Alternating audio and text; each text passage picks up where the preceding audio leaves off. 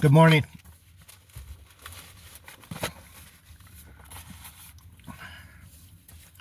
Book of Ruth.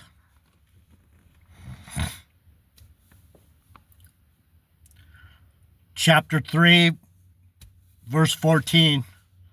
And she lay at his feet until the morning. And she rose up before one could know another. And he said, let it not be known that a woman came into the floor.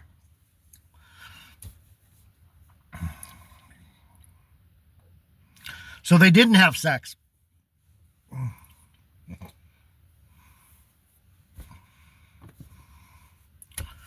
When it says, sorry, I forgot that we switch videos. We're talking about marriage, sex, love, and commitment, biblically.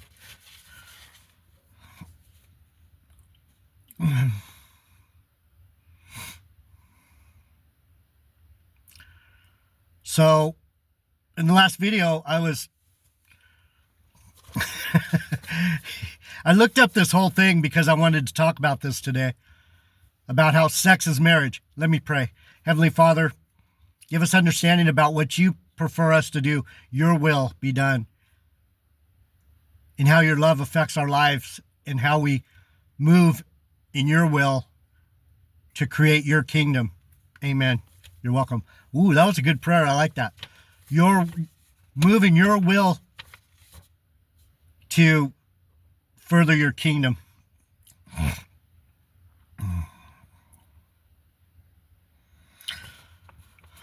So the story, sex is marriage. This is, see, what's hard to teach about this is it's literature, people. It's metaphor. It's a simile. It's you got personifications. If you don't really know literature, the Bible's not going to make any sense to you whatsoever. I'm a lit major. And I only did one semester. I was high level lit, but I've realized that going to college, being a lit major wasn't going to get me anywhere, because no one was going to let Jeff DeLoach write the fucking all-American novel. And I figured that out. I'm pretty smart. And that's the only reason I wanted to go to school, was to write the great American novel. Something comparable to the Bible, like something really good. And I did write a book. I did. It was called A Dream of Love.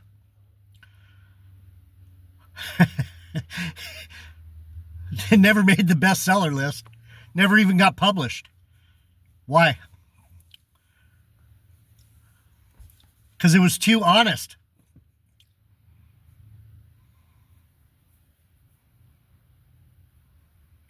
It could probably get published now, because there was a lot. It took place in San Diego, California, and there was a lot of issues around immigration and things like that. So it would be the perfect book for right now, for the left, for the Democrats.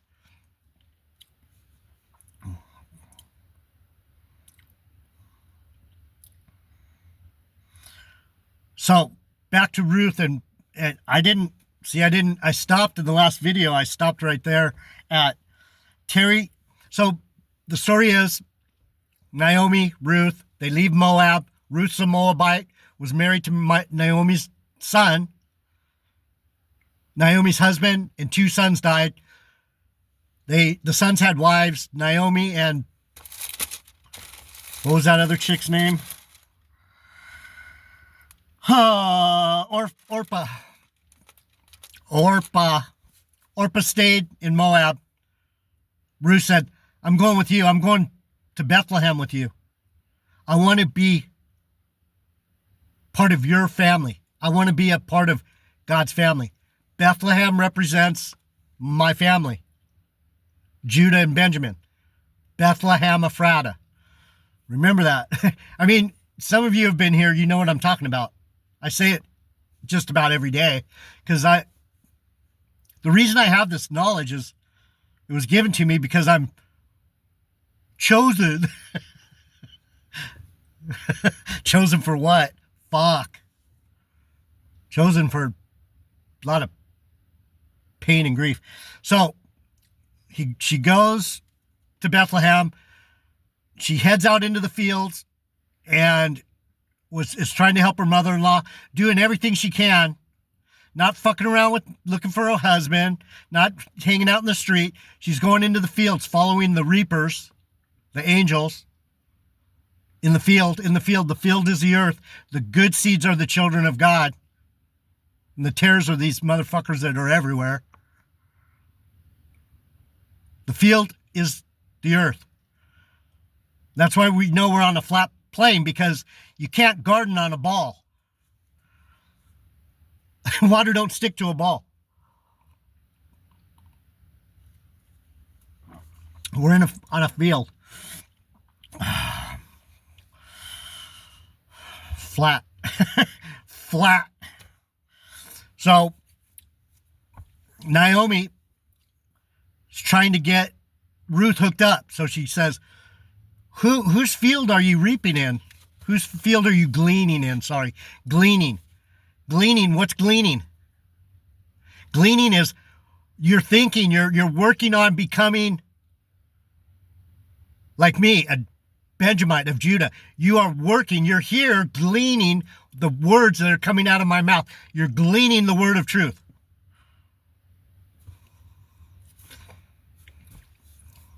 Gleaning.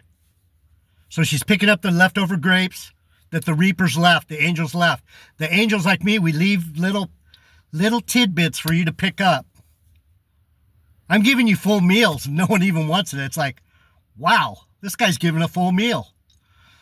It seems like a full meal to me, but it's might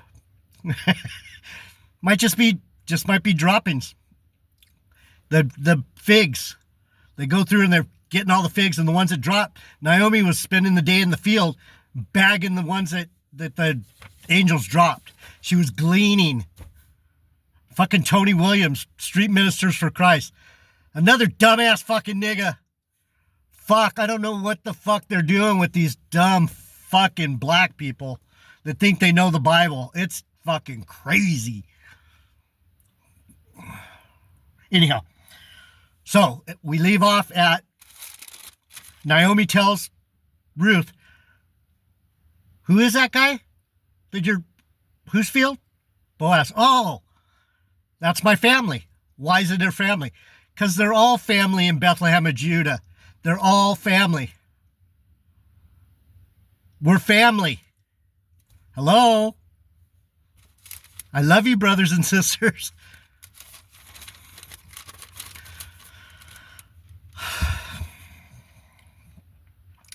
And her mother-in-law said, go lay at his feet and see if he wants some. Wait till he's drunk. And then when he's all merry and horny, uncover his feet and wake him up and see if he comes down and goes down on you. So then I read, Boaz blesses Ruth. She comes in there. He sees her. He's like, what? Oh, it's you. Oh, you're bitching. You're the kind. And now, my daughter, fear not. I will do to you all that you require.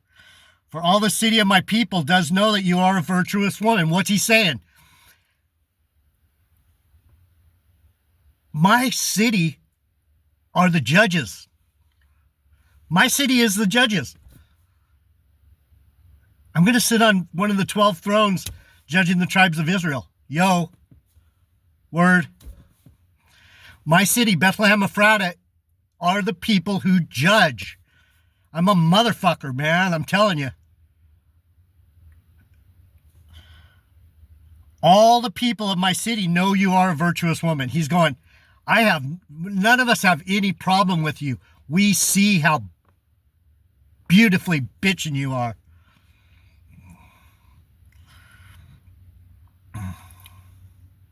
And he told her, tarry this night until morning, and tomorrow I will perform all that I can to be your kinsman redeemer. That's like, I'll be your God.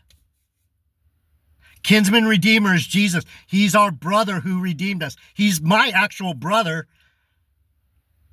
because I was Adonijah in the past. I was the fourth son of King David. So he's actually my brother.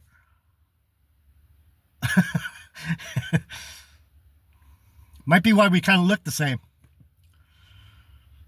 Right?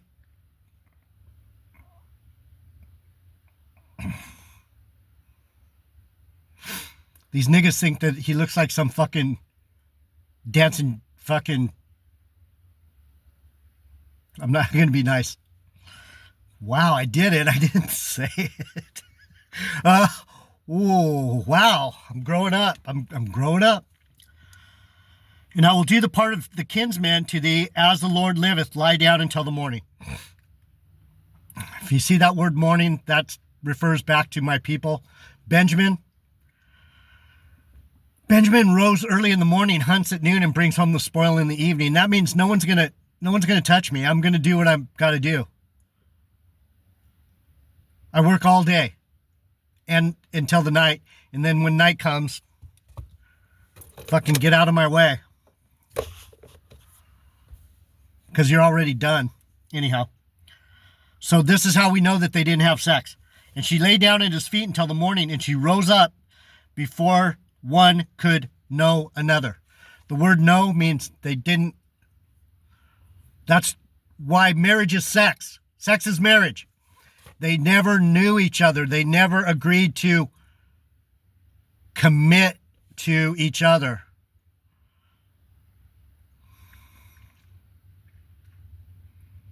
Sex is marriage. So be careful who you have sex with. You better love them. Even if they hurt you. Men, women, I don't know what to tell you. If you have sex with a man, you better be ready to be committed, because you know what? You might be sleeping with someone like me that loved you. And you're going to have to pay for that. Even though I did a bunch of nasty shit. I gave up on love.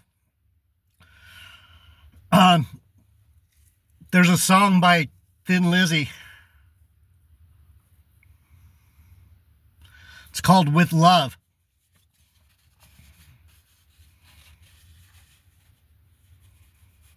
You know, some of these artists know new shit that we don't know. Phil Lynott or Lynott from Thin Lizzy. That dude was a fucking hardcore Benjamite. He was like a reggae guy, but rock and roll. He was a rock and roll Rastafarian. Anyhow, you guys don't know too much about that, so I'm going to leave it there. So anyway, and they didn't know each other. They never had sex. And he said, bring the veil that you have put upon thee and hold it. In other words, hold that thought. And he measured her 6 measures of barley and laid it on her, and she went into the city. He was making a show of the fact that they were friends. And that he was willing to take care of her. She was carrying the barley, and everyone's going,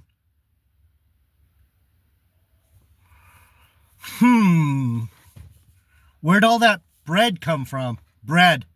He was giving her the bread of life, like I'm giving you right now.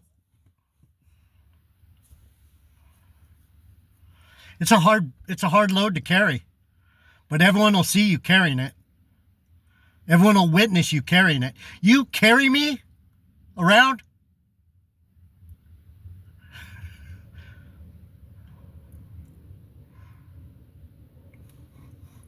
And when she came to her mother-in-law, she said, who art thou, my daughter? And she told her all that the man had done to her.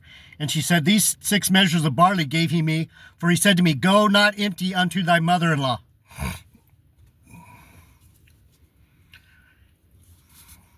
Boaz is taking care of everybody, right? I know you're doing this because you love Naomi, Ruth. I know you love Naomi. Otherwise, you wouldn't have came here to carry this load, right? I know you guys love me. Otherwise, you wouldn't come here to carry this load. This is a load, people.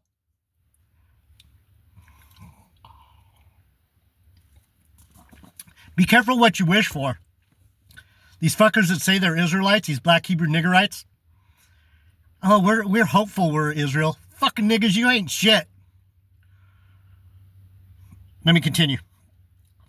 I'm going to have to get out and pee because I'm drinking too much coffee. Then she said, sit still, my daughter, until you know how the matter will fall, and the man will not be, for the man will not be at rest until he has finished the thing this day. What's that talking about? That means the dude he's committed.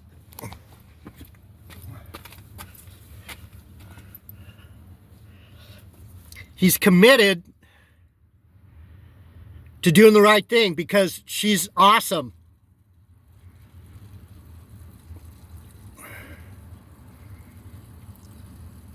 She's beautiful. She's virtuous. She's got the right spirit. She's got the right heart.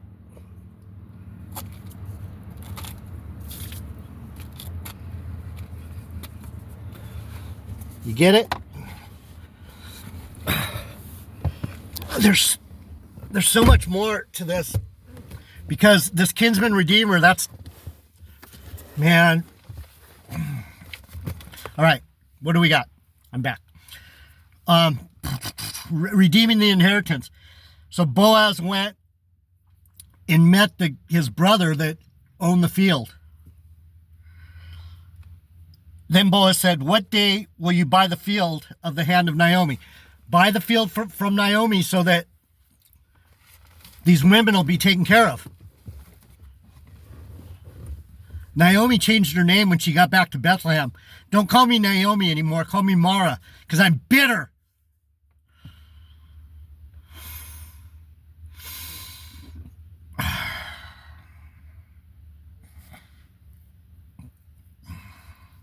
You could go into the word bitter. The Hebrew word bitter.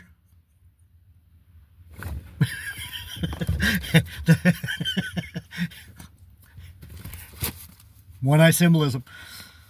So what happens is the kinsman said, I cannot redeem it for myself lest I mar mine own inheritance. I can't do this. I'm going to fuck it up. What's he saying?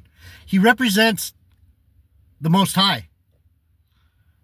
Boaz represents a man on earth that is asking for the Lord to redeem this woman, Mary, Rachel.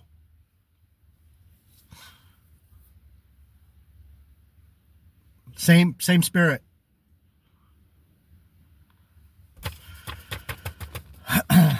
So Ruth, the Moabite, she's in my family line because the Lord redeemed her through Boaz. And Boaz knew her after this little incident, and they had sex, and they had Obed, who had Jesse, who had David, who had me.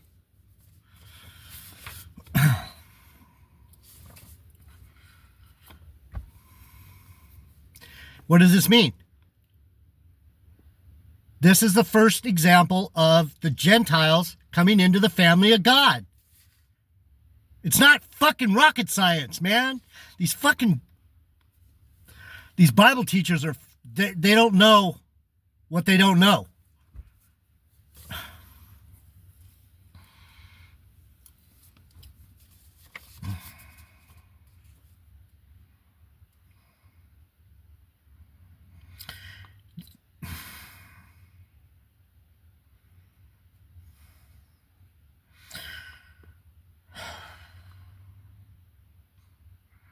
And then Boaz said unto the elders and unto all the people, you are my witnesses this day. Why does he call the people of Bethlehem, Ephrata, his witnesses? Because that's who I am. I've told you that. I'm watching you fuckers, man. The big bad wolf has no regrets. I'm just here to record. You do what you're going to do, and I'll see what you're going to do. You are my witnesses. That I bought all that was Elimelech's and all that was Chalon's and Mahlon's of the hand of Naomi. He bought Naomi's husband's land. She needed a kinsman redeemer. She needed someone to save her. I'm here to help save your asses from your own fucking destruction. But you don't know that. Even if I tell you, you're not going to agree. Because you're stubborn. Anyhow, moreover, Ruth the Moabitess, the wife of Mahlon, have I purchased to be my wife. What did he do? He paid the price.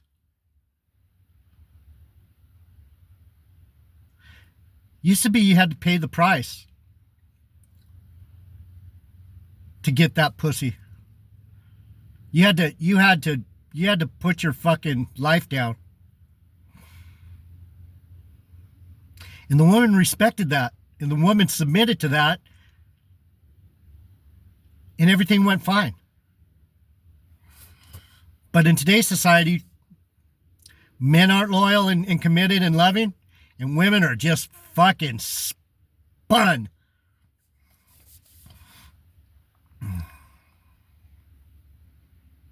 And all the people that were in the gate and the elders said, we are witnesses. What do I explain to you guys? I've done this. I've done 3,500 videos, and I've done a few on gatekeeper, porter, singer, gatekeeper, witness, porter, servant, word. And all the people that were in the gate and the elders said, we are witnesses. The Lord make the woman that is come into thine house like Rachel and like Leah. Let me go to, who's Rachel and Leah? Those were the wives of Jacob that he loved. Man, I'm trying to go as slow as I can because I know you people, I know you brothers and sisters get bored really easy. Your fucking attention span's like a fucking gerbil. Sorry. It's true. That's why no one stays here. Because I just take it nice and slow and I tell you things that you're like, what's he talking about? Talking about the Bible. So why did it say I'm going to make her like Rachel and Leah? Because Jacob loved Rachel. Let me get it. And then I'm going to come back. I wanted to show you something else.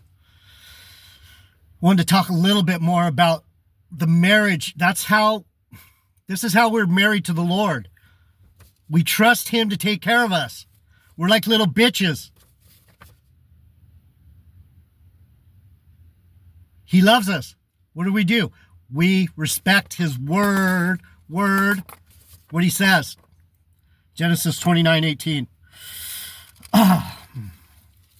Jacob's service for Rachel. And Laban said unto Jacob, because you are my brother, should thou therefore serve me for naught? Tell me, what shall thy wages be? And Laban had 2 daughters. The name of the elder was Leah, and the name of the younger was Rachel. Leah was tender-eyed, but Rachel was beautiful and blessed, well-favored. Blessed, well-favored, blessed. Favor my people. Favor. And Jacob loved Rachel. This is where love comes into the equation, people. Love creates favor. That's why I tell you guys, the only commandment is to love. We're in the dispensation of grace. He's giving you a chance to love.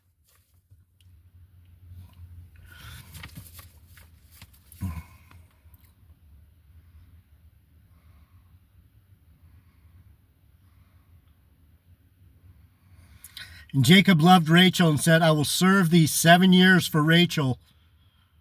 my younger daughter. I've done so many videos on my mommy. I'll be back. I don't have much energy for this. I'm worn out. I've been sick as fuck, man, and my baby Snow is getting tortured by some fucking asshole. And it kills me because I can't help her. I can only do so much. She's young and she's unaware of how fucking beautiful she is. I'll be back. I love you guys. We'll talk some more about love, marriage, commitment, and sex. Okay?